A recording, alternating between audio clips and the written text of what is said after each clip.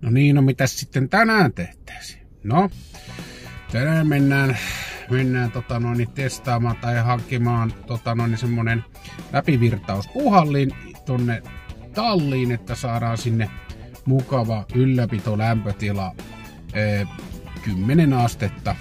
Ja käydään hankkia semmonen laite, niin on mukavampi sitten ja säilyy tavarat kuivassa ja lämpöisessä.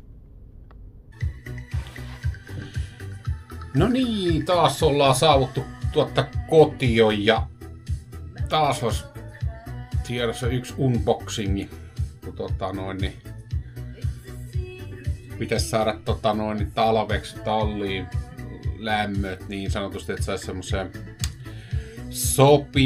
sopivan plus 10, että olisi kuiva eikä sitten niin kylmäkään, että romppeet säilyy siellä. Ja mullahan on siellä oikein suora sähkölämmitys lattiassa, betonilattiassa, siellä on vastukset, mutta se ei ole oikein hyvä, kun siellä ei ole kunnollista säätöä siihen, että siihen pitäisi olla kunnon asteikot on näin poispäin, että se on vähän semmoista mutuilua aina sen kanssa, mutta mietin, että mikähän siihen olisi hyvä sitten, niin mietin sieltä on semmosia läpivirtausöljylämmittimiä ja sun muita tämmöistä polttoöljy, dieseli, lämmittimiä mutta sitten totesin, että ehkä nyt kuitenkin mentä sähköllä sit loppujen lopuksi ja sitten sitä miettimään, että mikä olisi hyvä semmoiseen sitten saada, että saisi semmoisen plus 10 ylläpitolämmön sinne ja päädyin läpivirtaus puhaltimeen ja semmoinen kaukosäädellinen vehje. Ja taas kerran ostin halvalla. Kävin hankkijalta hakemassa ja tämähän nyt oli tässä tämmönen Dunvore 2000 wattia on seinälle asennettava lämpöpuhallin. Ei oo oskiloiva, ei oo yhtään mitään hienouksia muuta kuin se, että saa sinne missä se säätöalue on. Kokeeko täällä jotain?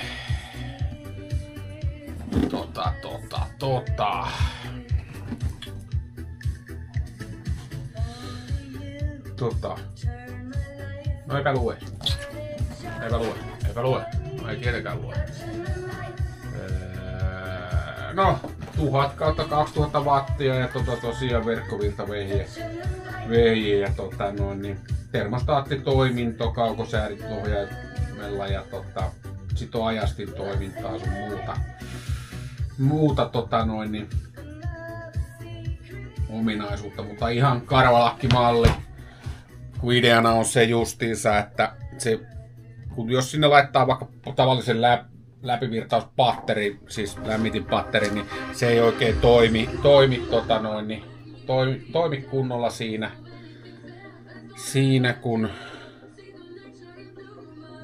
se ei levitä sitä lämpöä sinne. Se saattaa olla niinku toisessa päässä lämmin ja toisessa päässä kylmää. Tämmönen puhallin on ihan jees. Ja nimenomaan silleen, että siinä on lämpöantori ja asteikko. Että ei semmosia, mulla on kaiken maailman rakennuspuhaltimia sun muita systeemeitä, mutta ei niillä tee mitään, kun siinä on sitä lämpömonitoria. Otetaan tästä noin tällainen nätimpi aukaisumalli. Rebelillä on vähän erikoisemmat aukaisumallit ja täytyy joskus kokeilla. Aina vaan siinä on se vaara, että tosiaan ne tuotteet, mitkä Lootassa on, niin saattaa vähän kärsiä. Ideana tässä on se, että kans sais energiatehokkaasti sen justiinsa, ettei siellä ole liian lämmin, että me turhaa semmosia tiloja, joissa ei ole koko ajan niin pitää missään huoneen lämmössä ja muutenkin tallit ja tällaiset yleensä, niin se, jos siellä jotain tykkää tusaa äheltää ja näin poispäin. Mulla nyt on niin pieni talli, ettei siellä mitään oikein pysty tekemään säilöä enimmäkseen tavaraa. Jotain pientä huoltoa ja muuta, moottoripyöriä sun muihin.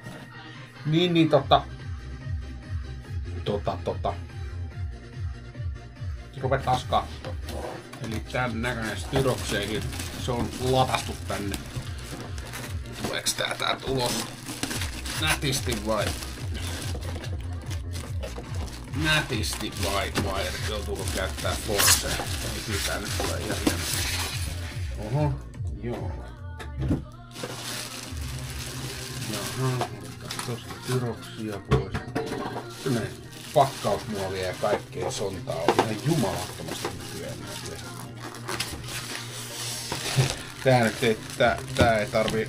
Tää tuntuisi, että menisi vähän nätimmin purkeutusta paketista vertaa siihen Mustangiin. Se oli sitä sai vähän reikiä. Täältä.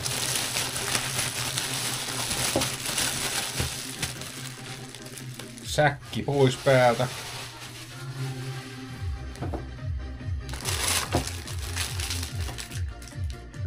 Jaha.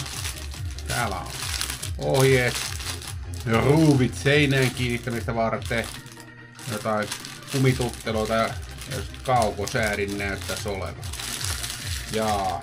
Katsotaan sitä kohta. Katsotaan nyt joka tää machine. Tää on kyllä maailmanlopun vehje. Tossa on niputettu nätisti tuohon noin toi piuha. Kyllähän me tällähän me otetaan sitä poispäin, ettei rikota johtoa. Noin. Se on siinä. No, aika. No. Joo. Tää mä kävin hankkijalta hakemassa. Tää oli siellä halvimmillaan. Tätä myi muutkin, mutta tää oli pari euroa halvempi kuin muualla ja taas ajoin 15 kilometriä katsomaan 2 euron tähden. Niin. Tän näköinen. Oho, meinaan pudota noin.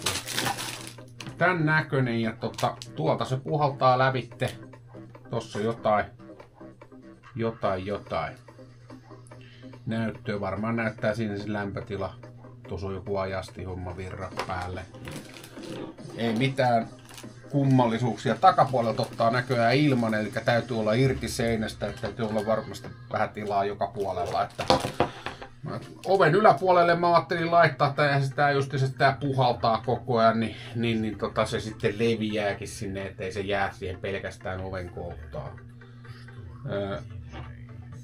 Ei mitään suuntauksia sun muuta.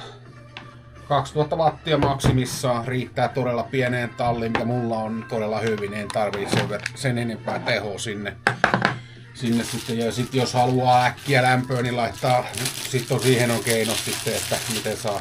Tarvii kun rakennuspuolelle laittaa hetkeksi, niin siellä on hiki. Joo, katsotaan ohjeita on tossa. Sitten tässä on kaukosääri. Kaukosäärin löytyy. No on kuulkaa, juu. Tää on niin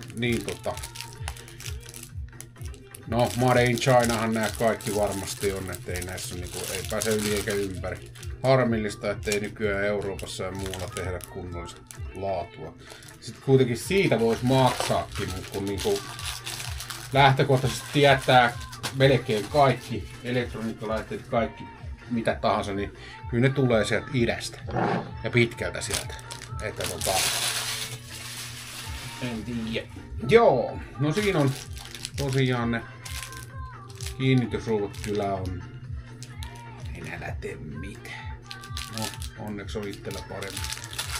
Yleensä aina näissä, mulle mikä vehje tahansa, niin ihan onnetonta juttua. Sitten tossa on ohjeet. No, 2 kotimaisella kielellä ainakin on. No, ei näitä katsota. Sitten tosta vetästään. Noniin, se oli batterisuojassa, niin laitetaan toi noin. Se on batteri käytössä, se rupes vanhenee heti.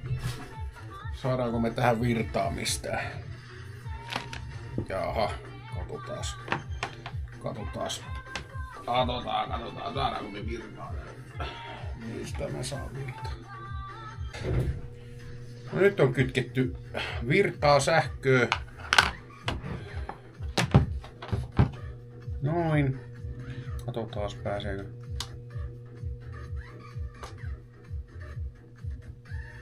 Lupaavalta näyttää. Ei lähde käyntiin. Miksi?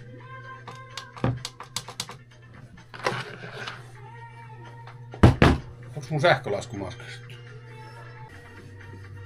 Mikä tää? Ei, siellä on kyllä siitä. Ei! No niin, tietenkin. Täällähän oli toi nappula. No, päävirtakytki. Naks. Piip. Rupes piippailee. No niin. Kato, näin se tekniikan ihmelapsi toimii. Tuosta painetaan virtaa. Katsotaan lähtee käyntiin. No, 23 astetta. Kestää. Näyttää puhaltava ihan mukavasti. Mites me saadaan täällä 24H mure. No. Ei tää ainakaan lämmitä. Pannaan lisää tehoa. No nyt lähti. 33 astetta. Oho! Oi! Rupaa tulee kuuma. Pannaan mistes me saan täältä. Joo. Siellä vilkkuu lämpötilat tosta lisää ja vähemmälle ja noin näyttää toimivan vallan mainiosti. Näyttäisi toimivan kampe, että seuraavaksi mennään asentamaan.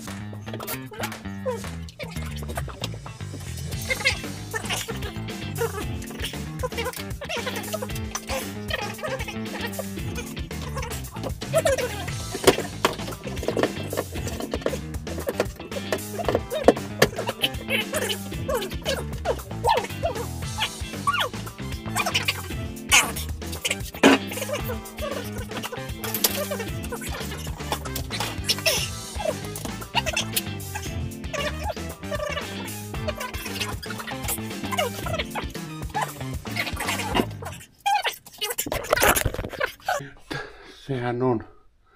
Noin. Joo. Pannaan se nyt tulee eka. Oi ei noin paljon. Pannaan 20. Näyttää 14 astetta. Mittari näyttää kyllä alle 10. Joo. 9 astetta näyttää. No ei se. Sehän lähti toimimaan.